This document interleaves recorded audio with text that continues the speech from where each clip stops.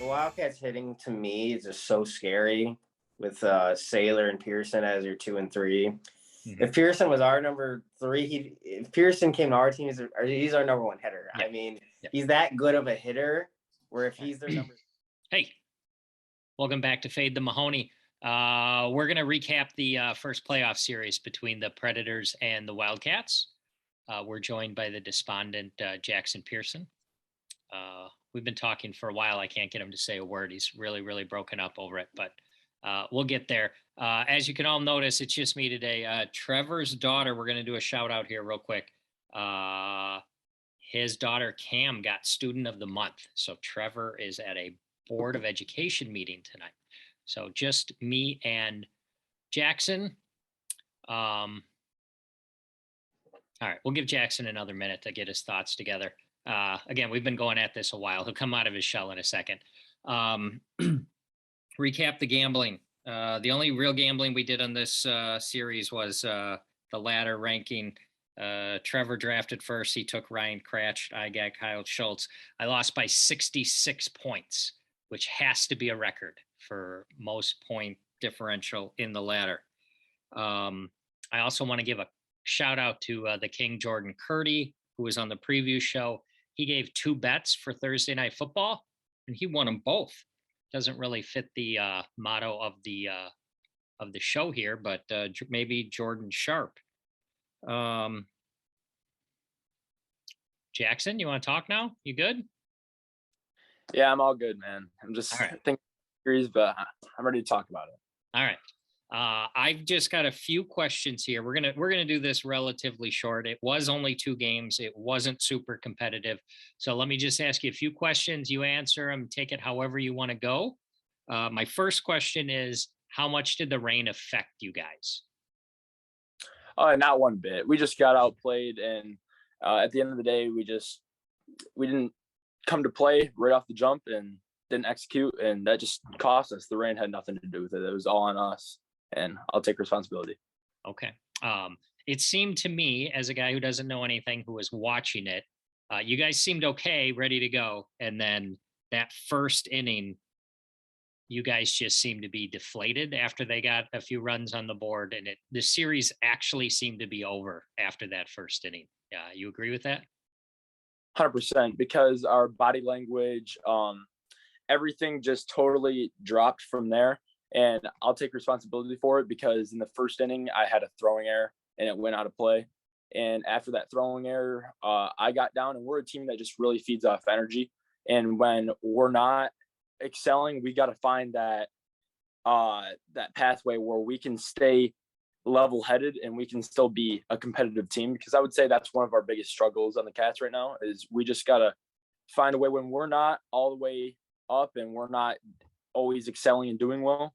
We gotta still be able to play and still compete, and that was not what happened in that series. So we'll change it going forward. I'm not too worried about it, but it's gonna have to be next season. All right. Well, about that throw, what was the plan? Drop ball into play to left side, and there's no play to be made. He is safe at first base, and the throw is out of play. A run's gonna score! Unbelievable. Honestly, it's just more like baseball instinct than anything, and like really just, it comes down to your instinct, because I didn't want to throw at the end of the day, and I was already in my throwing motion, and it happened. And at the end of the day, it cost our team a couple runs, but I'll take the blame. I'll take the responsibility. I got to be better than that, and it's all good. It's all good. Okay, that's interesting. So when you say the baseball instinct, I guess now that I think about it, playing baseball, you chuck that ball over there. There's a guy with a mitt who's going to catch it, right? Yeah. And when you're throwing a wiffle ball too, unless you're really practicing like a certain grip at a certain time all the time, it's really in that moment, in that scenario, however you pick up the ball with no matter, the holes are going to be different pretty much every single time. Mm-hmm. And when it's Alec running and it's going to be that fast of a play and everything, it's going to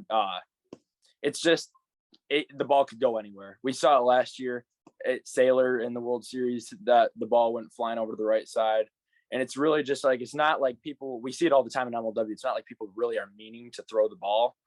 It's just their instinct and the way that that it's thrown because of the grips and everything. So. All right.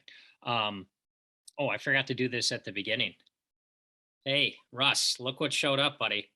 I've got the whole collection now.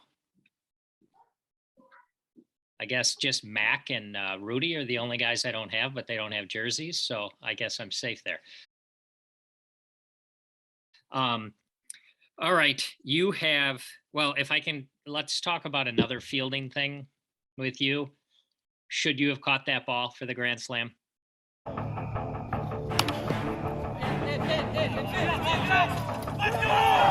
go! Come on! Come on! Yeah, 100%. That ball was on me too.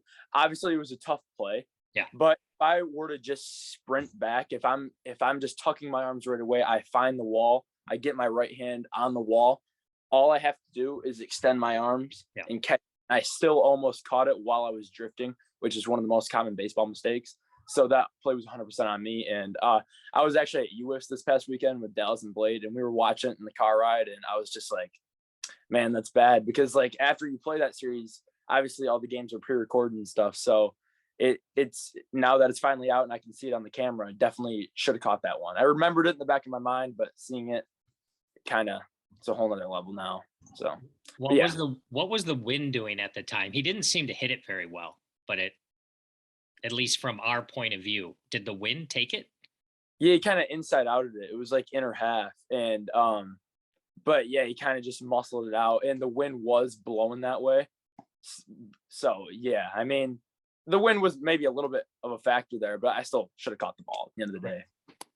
What a top upstanding young man you are to take responsibility. It seemed like a tough play, but yeah, I think you already said what needed to be said. All right.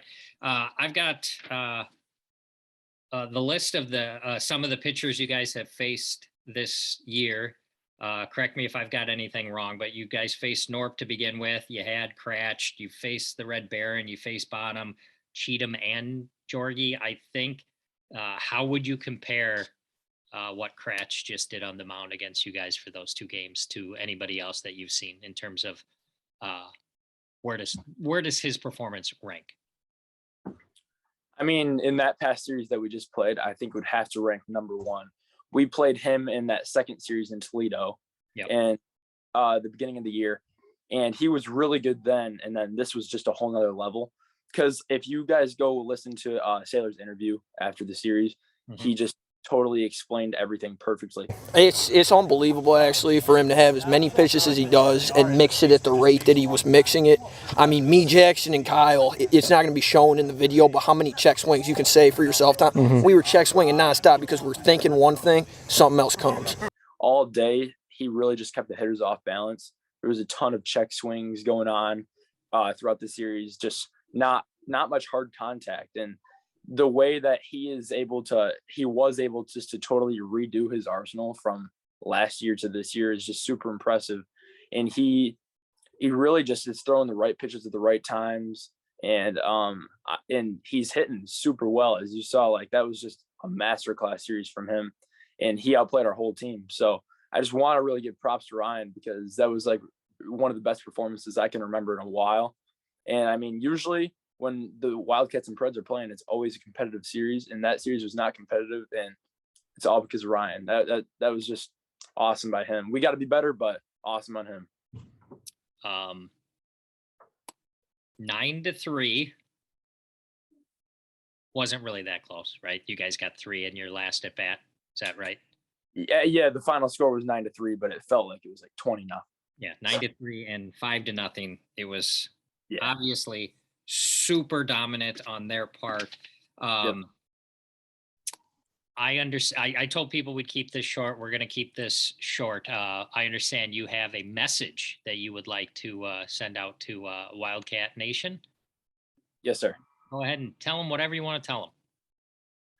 Yeah, so when we were setting this all up, I just said that I had to address a little message for Wildcat Nation. And I just want to say that for everybody that's really been sticking with us, everybody that's still there, there's no bandwagon going on. And There's a ton of people that have been texting me, texting Nick, texting Kyle throughout the past couple of days, and I've been seeing all the fans when I was in Pennsylvania, and it's just awesome to see. And if you're still there, it's just awesome, because I promise you guys, we'll be back. We're going to be working harder than ever.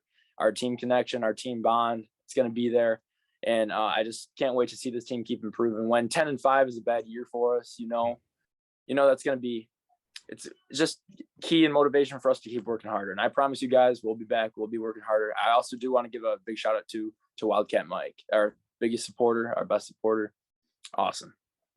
Well, that's great. I know it was a butt kicking that you guys just had to handle, but they would have played anybody, right? I mean, the performance that Kracht put on and the other guys hitting the ball out of the yard, no mistakes. That was, again, I've only been watching the product for 2 years, but 2 games of basically perfection. They did everything right. What are you going to do, right? I mean, 100%. When you hit 4 home runs in a row, that says something. And then when Nick led the league in ERA last year, and then you have Kyle, who's one of the best pitchers, one of the best players of all time, and they're able to do that much offense and that much damage against both of them, that's just saying something. And then I even came in there, pitch, and threw a riser that could have hit Ryan. It was not even a bad pitch, and he still hit that. At the end of the day, it just felt to us like it was so mentally draining that, like, it's like, what are you going to do? And we had a game plan going in, we didn't execute, but that series definitely made us reflect back on things. And for next year, we'll have an even better plan, and we'll be ready. We'll be ready. All right. I'd like to give a special shout out. This is a Nick Saylor jersey. Nick, buddy, you got to come on the show sometime. We got to figure that out. And Jaxen, you need to get a jersey on the merch store so I can add that to the collection. Trevor and I did a draft for World Series teams. Trevor has the Predators. I have the Cobras, among others. So I love the guys from the Predators. You've all been great coming on. I just hope you don't win any more series this year for gambling purposes. All right, Jaxen, those are all the questions I have for you. I promised a short one. You have anything else you want to say? Or, we need to talk about your YouTube channel. Yell it out so people know. Yeah, so I'm actually going to have a huge UWIFs video coming out on my YouTube. Cool. My channel is just Jaxen Pearson, straight up. It's my name. The first name's JXEN. It's spelled a little bit weird, but I like to say it's unique. And so I'm grinding out content on there, and I'm going to keep uploading throughout. I mean, forever. I mean, I'm just going to keep it up, man. And I'm trying to hit 1,000 coming up soon. So I just got to keep grinding. And I appreciate everyone who's helping, everyone who's supporting. And also, I do want to say too that for all the comments, I saw one comment in the last video, and it was saying that it's like interesting to see how serious Nick takes the league and how everything. But I feel like people got to understand that, like, this channel's really, MLW, I should say, is edging in on 400,000 subscribers. And when people are playing this competitively and everything, it's like, especially our team, I would say, the Wildcats, when we get there, it is like we're turning the gear all the way up. It's full throttle right from the jump usually. Even if it didn't look like it last series, I promise you we were ready to go. And we have a competitive nature to us, and I promise you everybody in the league is taking it seriously. And it's just like, we're ready to go. So I just want, that's the end of the day. When we're trying to get the channel as big as possible, we need everybody to contribute. And I feel like Nick does a great job. So when I saw that comment on YouTube, I just wanted to address it if I were to come on the show. Yeah. All right. I don't know. I think Nick's awesome. Oh, I guess I should have asked, how disappointing to not play in the big stadium. That had to be like the worst part of losing, right? Yeah. I mean, for sure. It's something that we were looking forward to throughout the whole year. And we weren't able to get it done this year, but I'm really hoping, whether it's SoFi again next year, whether it's something else. We're just going to keep grinding, and I really hope that we'll have the opportunity to play there next year. And but it's only going to come with harder work. So we just got to keep doing it. Awesome. Jaxen, you're the best. I misspelled your name everywhere the first time you were on the show, and I posted all my stuff. Poor attention to detail on my part. I did go back and correct most of it. So look at that. Your screen just went away and it has your name spelled on it. That's like directed at me on how to spell it correctly. I'm sorry about that. It was an LW fan calling me. Oh, that's okay. It's cool. We've got, what do we got? Eagles D-backs coming up this week. I'm working on a special guest correspondent to help Trevor and I preview that. But until then, I'm Mike. This is MLW superstar Jaxen Pearson, and good gambling, everybody.